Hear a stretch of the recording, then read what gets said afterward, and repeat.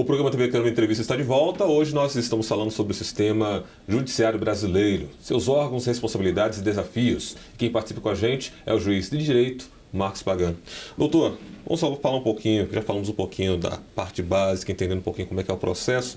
Mas uma coisa que a gente vê pela questão da própria mídia, falando bastante sobre o STF, o Supremo Tribunal Federal. O que é o Supremo Tribunal Federal? Qual é a atuação dele? Quais são os crimes que ele julga? Somente esses crimes políticos que a gente vê por aí, que está em alta hoje na televisão?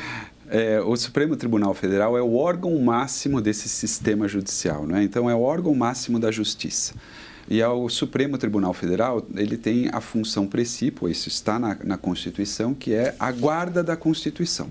Então, o Supremo foi elaborado primeiramente como uma corte constitucional.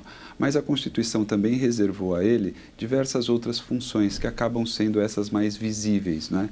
Essas funções têm a ver com, algumas delas, que são as mais visíveis, têm a ver com a prerrogativa de cargo. O que seria isso? Em determinados casos, né, nós temos órgãos, aliás, pessoas que atuam na nossa administração, que têm o direito de serem julgadas diretamente pelo Supremo. São os parlamentares da Câmara Federal, do Senado, então os senadores, os deputados federais, os ministros, os governadores, às vezes pelo STJ, às vezes pelo STF.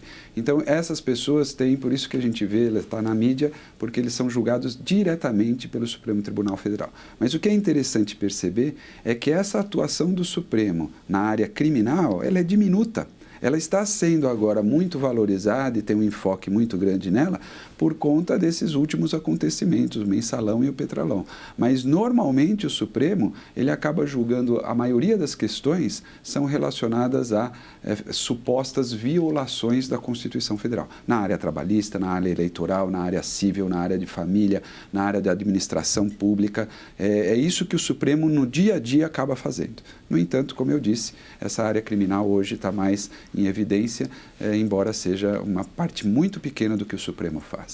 Muita gente tem dúvida com relação aos processos que são realizados. Exemplo, a gente está aqui em Jacareí. Sim. Alguém entra aqui na justiça requerendo algum bem, algo que aconteceu, e aí daqui a pouco eles escutam, foi julgado aqui, o juiz deu a sentença, mas subiu, foi para uma instância superior. E aí, daquela instância superior, talvez aí que vai para o STF. Por que isso acontece? Por que existe essa necessidade né? E essa possibilidade? Normalmente, vamos dizer assim, 90% dos casos, eles acabam sendo decididos no juiz da sua cidade, o que a gente chama de juiz da primeira instância, porque as causas são mais rápidas e ali consegue se decidir. Máximo que pode acontecer nesses 90% dos casos é ter um recurso. Isso é bem mais comum, mas o recurso pro estadual, vamos dizer assim, né? Para o segundo nível, que pode ser o estadual ou o regional. Então, normalmente, essas questões, a grande massa dos processos acaba sendo julgado ou pelo próprio juiz ou por uma decisão desses tribunais que estão nos estados e nas regiões. No entanto, há alguns casos em que existe uma associação, existe uma suposta violação ou de lei federal, vai para o STJ, ou de Constituição Federal, vai para o STF. Então, esse caminho pode acontecer, né? Porque, no final das contas, como a gente disse, é o Supremo Tribunal que dá a palavra final sobre violação à Constituição. Agora, a gente realmente acaba ouvindo muito isso, mas eu insisto, não é o que mais acontece. Normalmente, a grande massa das decisões são resolvidas em primeiro e segundo grau. Ok, agora vamos falar um pouquinho sobre o Conselho Nacional de Justiça. O que ele é, qual é a atuação dele no Poder Judiciário? O Conselho Nacional de Justiça surgiu em 2004 com uma emenda constitucional, uma alteração da Constituição, que foi chamada de Reforma do Poder Judiciário. Essa reforma do Poder Judiciário criou algumas mudanças no nosso sistema. Eu dizia que nós estávamos aproximando do sistema americano, uma das mudanças foi essa, a criação de uma súmula vinculante. Os juízes têm que seguir aquilo que o Supremo decidiu, né? E é por isso que a gente chama de vinculante. E a outra grande modificação que nós tivemos foi a criação do Conselho Nacional de Justiça. É um órgão administrativo, ele não é um órgão de recursos, né? Não chegam, os casos que são decididos pelo juiz não chegam a esse órgão. Mas esse órgão tem duas funções precípuas. A primeira delas é a parte correicional. O que significa isso? Disciplinar. Se o juiz ou o próprio tribunal, os membros do tribunal, atuaram de uma forma ilegal, irregular, ou está demorando muito para dar uma decisão, ou tem desvios de dinheiro, então é esse órgão que monitora e, se for o caso, aplica uma punição. A segunda função importantíssima do Conselho Nacional de Justiça, eu diria com palavras mais simples, é olhar a justiça lá de cima, com olhos lá de cima e tentar sugerir mudanças e gerências diferenciadas. Então, ele administra de uma forma mais ampla todo o sistema judicial, porque ele consegue ter um olhar privilegiado. E isso foi importantíssimo. A partir disso, nós começamos a ter políticas judiciais, seja nos tribunais, seja com os próprios juízes, porque alguém enxergando de uma forma, é um poder muito grande, não é? Um sistema muito complexo, alguém enxergando lá de cima com poder para direcionar, isso faz toda a diferença e isso tem feito com que o nosso sistema judicial atue de uma forma muito mais adequada. Falando um pouquinho sobre a questão da atuação, né, o judiciário ele é dividido em áreas ali, Sim. né? Por que foi feita essa divisão, por exemplo, área militar, área política? Por que foi feito, por que teve essa necessidade de se dividir por áreas? Por uma necessidade clara que é a especialização. Como são muitos processos, a gente entende, como as empresas também o fazem, a criação de um setor especializado traz maior produtividade, traz menos custos, traz a possibilidade também de a gente ter ações concentradas. É preciso só tomar cuidado, porque às vezes essa especialização ela fica estanque, não conversa com os outros setores, ou então ela se torna um monstrinho, vamos dizer assim, né? Ou seja, começamos a ter distorções na própria especialização e se torna muito cara. Mas a ideia é justamente dar mais efetividade, mais eficiência, vamos dizer assim, às matérias que vão ser decididas por aquele setor. Como nós temos um ordenamento jurídico muito amplo, não é? É impossível ao juiz dominar todas as matérias. Direito do trabalho. Pensem no médico. O médico também se especializa, né? A justiça também precisa dessa especialização. Muito bem. Agora, o Poder Judiciário no Brasil ele é um dos mais caros no mundo, superando a Inglaterra e a Alemanha, por exemplo. Por que isso acontece? Por que é tão caro? Por dois motivos. Primeiro, por conta dessa judicialização. Nós temos, lamentavelmente, um sistema que acaba estimulando as pessoas a virem ao Poder Judiciário, seja pelo acesso à justiça. Se fala muito do acesso ruim à justiça, mas nós temos um sistema brasileiro, é um dos que permite maior acesso, inclusive com benefícios de justiça gratuita. Segundo, porque nós temos grandes litigantes. O principal litigante é o próprio Estado, né? Ele paga o sistema judicial, mas ele também se alimenta e, de alguma forma, também enxovalha o Poder Judiciário. E as grandes empresas, né? Nós temos, lamentavelmente, ainda uma cultura de muita violação a direitos do consumidor, a violação às normas federais. Isso faz com que o Poder Judiciário fique realmente enxovalhado. Mas não é só isso. Nós precisamos também, de um outro lado, vendo, e o CNJ está fazendo isso, enxergando lá de cima, a gente consegue identificar que o Poder Judiciário ele não atua de uma forma eficiente na parte gerencial. A gestão do processo é uma gestão cara, seja por causa da legislação, seja porque é muito caro manter toda essa estrutura pessoal e material, seja porque nós trabalhamos muitas vezes de forma errada. Nós estamos, portanto, com esses olhos críticos num momento de transformação, de tal forma a enxergar os nossos erros e tentar melhorar, fazer com que o processo se torne um processo mais barato e mais eficiente. Bom, pegando como base disso, além de ser o mais caro, é um dos mais sobrecarregados, você já falou aí, né? Só um dado de 2013, mais de 95 milhões de processos, ou seja, dando mais de 6 mil processos para cada juiz. Sim. Hoje já passa um pouquinho mais, são mais de 100 milhões. 100 milhões de processos. Como é que é possível trabalhar dentro desse número? Já estamos à beira de se tornar inviável e percebemos isso. Se nós temos 100 milhões de processos a um custo altíssimo, é correto dizer que cada pessoa, cada cidadão brasileiro que nasce, ele já nasce litigando. Porque se cada processo tem duas partes, nós temos 200 milhões de litigantes. É evidente que muitos deles são repetidos. Mas o que a gente quer dizer com isso? Isso faz parte do denominado custo Brasil. As empresas, quando vêm fazer investimento aqui, elas olham para isso. Como é que o Poder Judiciário atua? Quanto custa ações no Poder Judiciário? Se o Judiciário tem uma linha de atuação uniforme ou se ele viola aquilo que a gente chama de segurança jurídica, e nós estamos bem atrás de outros países, isso acaba afastando investimentos, significa menos empregos para as pessoas. É ruim. Então, nós temos que remodelar, e já iniciamos isso, né?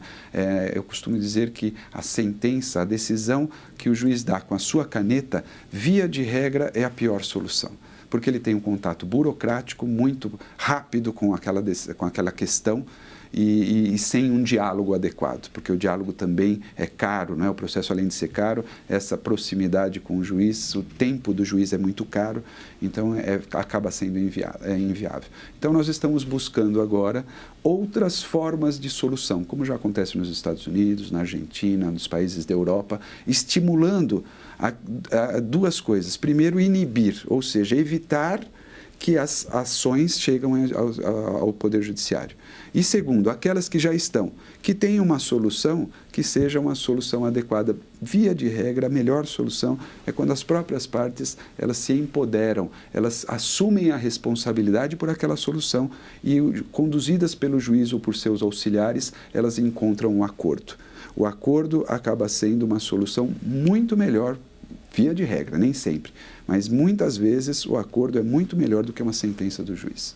Foi aí então que nasceu a ideia desses mutirões que tem acontecido com relação à justiça, mutirão de conciliação. Como é que ele tem funcionado? Como é que o senhor tem observado isso? Isso foi algo que surgiu com o Tribunal de Pequenas Causas. Lá no começo da década de 80, nós fizemos uma experiência muito interessante, os próprios juízes, e começaram a tirar um pouquinho o formalismo do processo, chamar as partes, e com o auxílio de conciliadores, dos próprios advogados, começaram a enxergar outras formas de solução.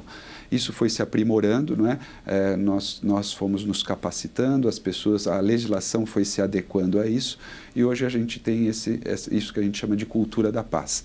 O próprio CNJ trabalhou bastante para incorporar, estimular, modificar a legislação, e é com até certo orgulho que nós verificamos que o trabalho que foi feito nos juizados de pequenas causas, ele acabou se espraiando para as outras áreas do direito. Então, hoje nós temos, por uma atuação do Conselho Nacional de Justiça, a possibilidade de ter centros de conciliação, como há fora também em outros países, mas aqui com essa característica de que nós contamos com serviços voluntários, contamos com parcerias feitas com o PROCON, com faculdades, com universidades, com setores diversos da sociedade, e mais que isso, nós estamos também, para evitar, para inibir as demandas, nós estamos capacitando essa tal da cultura, nós estamos chamando isso de cultura da paz, da pacificação, nós estamos criando multiplicadores.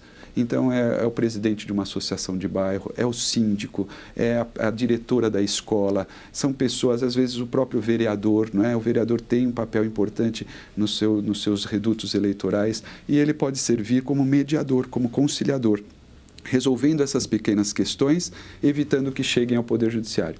E aquelas, Daniel, que já chegaram ao Poder Judiciário, nós também contamos, nós fazemos um filtro e verificamos esse caso aqui, talvez seja melhor fazer as partes se restabelecerem. Causas de família, às vezes a decisão do juiz causa mais conflito do que uma solução.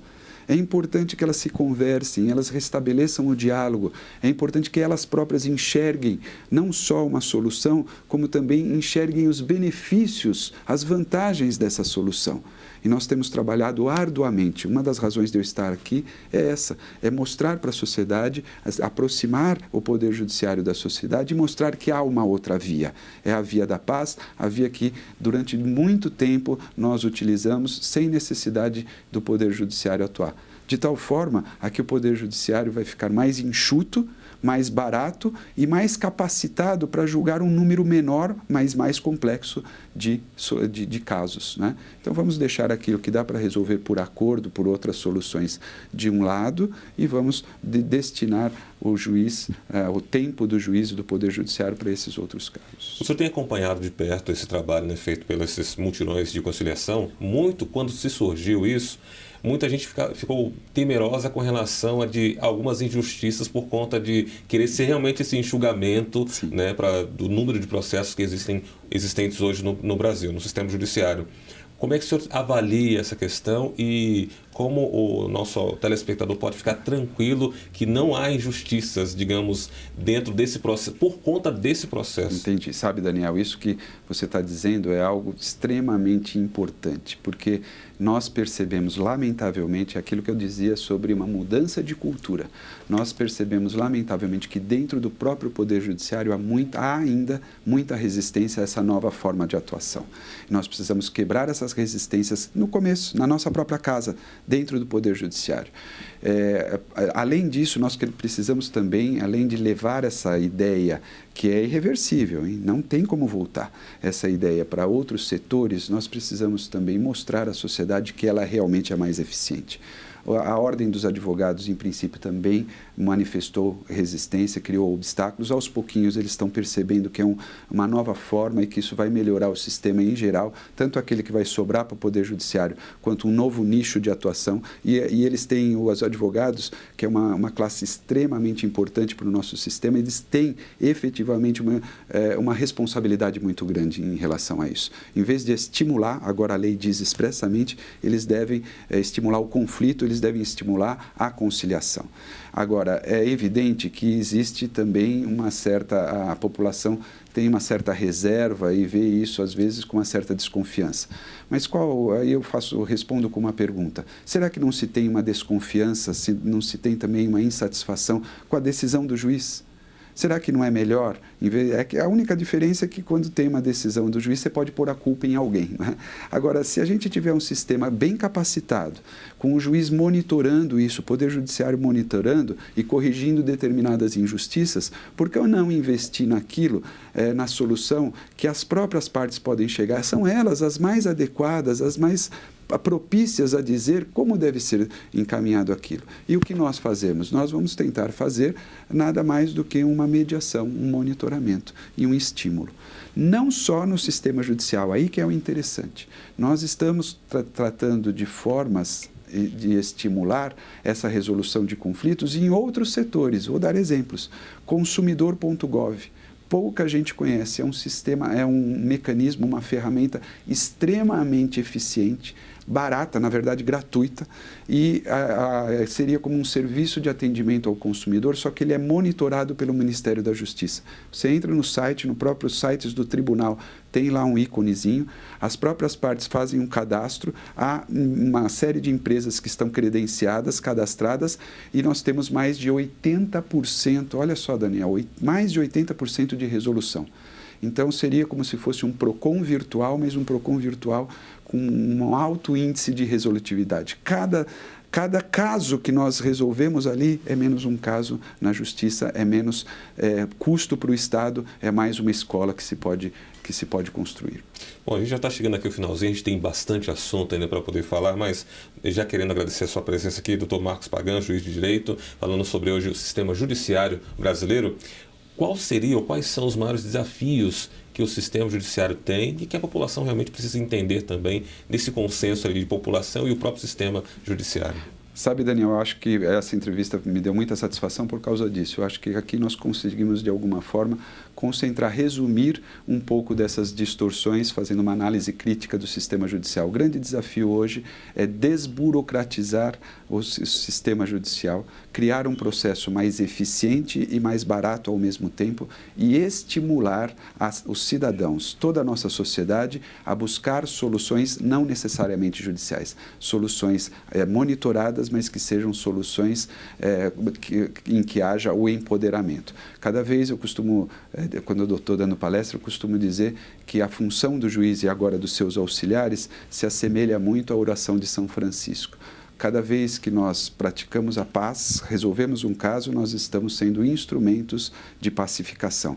E o processo tem isso como conceito. O processo é o instrumento de pacificação social.